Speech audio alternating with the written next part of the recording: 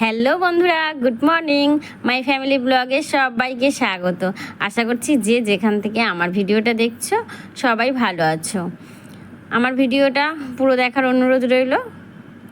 আর দেখো ভিডিওটা আমি আজকে সকাল সকাল উঠে বাসি কাজকর্ম সেরে তিহানেরও টিফিনটা খাইয়ে দিয়েছি। দেওয়ার পরে আমার হাজব্যান্ড অনেক দিন থেকে বলছিল যে এগুলো জল ভেজানো খেত, ভিজিয়ে দিলে 1 চামচ করে জল খেত, মৌরি, ধনে, জোয়ান আর জিরে ভেজানো জল খেত, হজম হয় নাকি। তো খেত, আজকের বলছে যে এগুলো তুমি ভেজে দাও হালকা করে, আমি ভাত খাওয়ার পরে একটু করে মুখে দিয়ে খাবো। তো তার জন্য আমি এগুলো সব ভেজেছি বলতে কি খুব গাঢ় করে ভাজিনি, হালকা ভেজেছি। দেখো সবগুলো ভেজে আমি একটু ঠান্ডা করতে দিয়েছি। দিয়ে এবার ঠান্ডা হয়ে গেলে আমি মিক্সিতে দিয়ে পিষে একটা কৌটোতে ভরে ও সবসময় গাড়িতে রাখবে খাওয়ার জন্যে। তো সেটা হয়ে গেছে। আর আজকের ওর বার্থডে, তো ওর জন্য আমি একটা গেঞ্জি এনেছি, অনেক দিন আগে এনেছিলাম, তো ওর পয়সা দিয়ে ওকে এনে দিয়েছি। দেখো এই গেঞ্জিটা এনেছি, জানি না ভালো লাগছে কি না। ওর তো এমনি আমিই এনে দিই সব কিছু।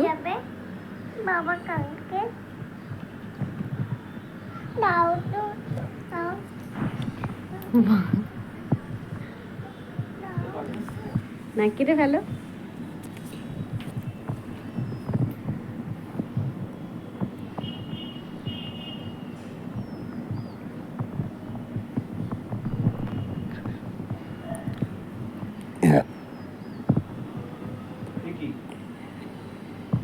এম সাইজ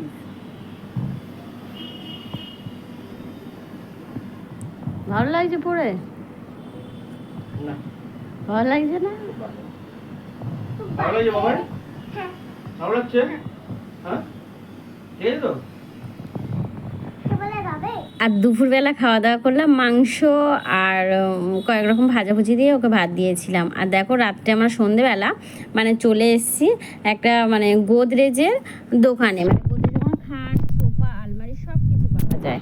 তো সেখানে চলে এসেছি। এই যে বৌদি আছে, এই বৌদিকে আমি আমার আগের ভিডিওতে তোমরা দেখেছো যে এই বৌদি আছে, এই বৌদি কিনবে, খাট কিনবে। তো বললো চলো আমাদের সঙ্গে, দেখে দেবে। আর আমরাও ভাবলাম যে আমাদেরও একটু আলমারি কেনার ইচ্ছে ছিল, তো তার জন্য আমরা এসেছিলাম দেখতে।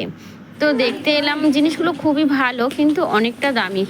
এত দামের জিনিস আমাদের কেনার সত্যি বাজেটে আসবে না, অনেকটা দাম। গোদরেজের জিনিস তো অনেকটা দাম আছে, অত দাম দিয়ে আমরা কিনলাম না। কিন্তু বৌদির একটা খাট নিল 45,000 টাকা দিয়ে, শুধু খাট নিল একটা।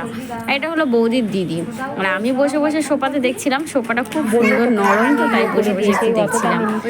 আরও অনেক কিছু রয়েছে, খাট, আলমারি, সোফা, ডাইনিং টেবিল, এটা 3 তলায়, তো অনেক জিনিস রয়েছে। তোমরা যদি কিছু কিনতে আসো, এটা হলো বোসপুকুরে, দোকানটা রয়েছে বোসপুকুর। খুব সুন্দর সুন্দর জিনিস রয়েছে কিন্তু অনেকটা দামি। আর এত দামি আমাদের বাজেটে আসবে না, কিন্তু বৌদি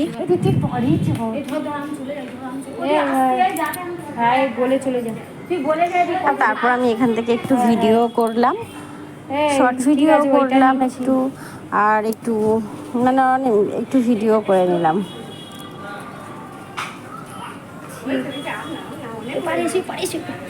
হ্যাঁ ঠিক আছে, আর তিহান তো ওখানে দৌড়চ্ছে, খেলছে, দুষ্টুমি করছে, আলমারি তলায় ঢুকে যাচ্ছে, ও অনেক কিছু করছিল। আর এদিকে তো পড়ে যাওয়ারও ভয় ছিল, কাঁচের ভিতরে সাইডে আলমারির পিছনে ও লুকিয়ে গেছিল। আর তখন আমার খালি ভয় লাগছিল। আর মেন রোডের সামনে রাস্তা, নিচে গাড়ি যাচ্ছে, ওটাই আমার খুব ভয় করছিল। তারপর বের করে নিয়ে এলাম। আর এদিকে দেখো এই টিভির যে টেবিলটা খুব সুন্দর, ও দেখো তার তলায় ঢুকে গেছিলো, শুয়েও পড়েছিল। ও বলছিল যাবো না মা, এখানে থাকবো। তো দেখো কত নাটক করছে, ও খুব মজা পাচ্ছিল। আর তারপরে কেনাকাটি হয়ে গেছে, আমরা বাড়িতেও চলে এসেছি। এসেই সঙ্গে সঙ্গে আবার রান্না করছিলাম রুটি আর একটু পটল আলুর তরকারি। তো একটু কালো জিরে আর কাঁচা লঙ্কা দিয়ে একটু পটল, ছোট ছোট করে একটু পটল কেটেছি, ছোট ছোট করে একটু আলু কেটেছি, কেটে সেটাকে টমেটো দিয়ে তরকারি করে নিয়েছি। আর একটু হলুদ, একটু জিরে, একটু ধনে, সব রকম দিয়েই তরকারিটা করেছিলাম।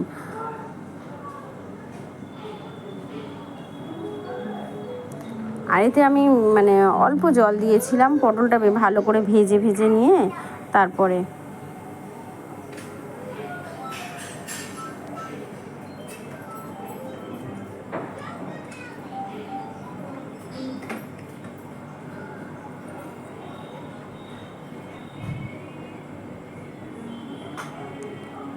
দেখো পটল আলুটা দিয়ে একটু নাড়ানাড়ি করে নিলাম, একটু ভালো করে একটু ভেজেও নিলাম যাতে একটু ভাজা ভাজা হয়। তো একটু ভালো করে আমি নাড়ছিলাম।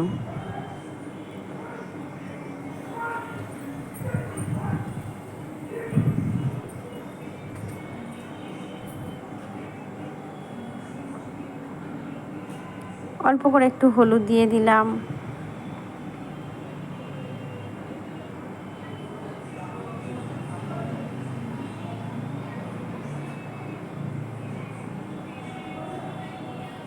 দেখো একটু চাপা দিয়ে দিলাম, একটু ভালো করে ভাজা ভাজা হবে আর কাঁচা গন্ধটা যাতে চলে যায়, তার জন্য একটু চাপা দিয়ে দিলাম। আর এদিকে দেখো আঠাও মাখা হয়ে গেছে, আর ওইদিকে তরকারিটা আমার হয়েও গেছিলো, রুটিও করে নিয়েছি। আর তিয়ানার জন্য অল্প করে একটু তরকারি রেখেছি, আর আমাদের মাংস ছিল সেটা গরম করে নিয়েছি।